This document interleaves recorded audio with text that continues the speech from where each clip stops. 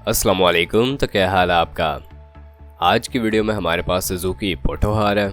इसके बारे में आपको बताएंगे कंजप्शन क्या है इसकी, माइलेज कितनी मुकम्मल कर चुकी है ये गाड़ी अपनी, फ्यूल कंजप्शन क्या है इसकी और कुछ मज़ीद तफसीलात।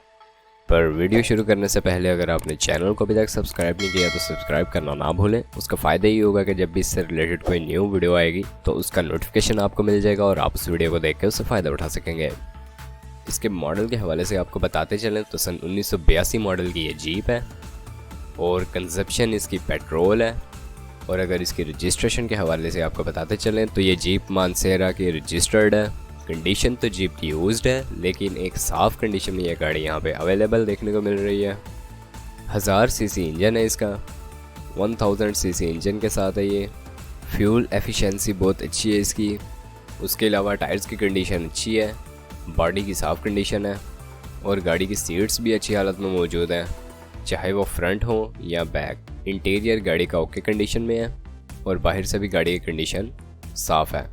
जीप में अलॉय रिम्स इंस्टॉल्ड हैं, लाइट वेट अलॉय रिम्स है इसमें।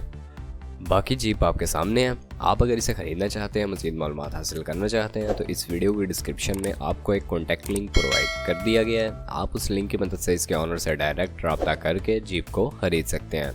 बाकी अगर इसकी प्राइस के हवाले से बात कर ली जाए तो 6,10,000 रुपये इसकी डिमांड जो की जा रही है, आप अपने हिसाब से कम करवा सकते हैं।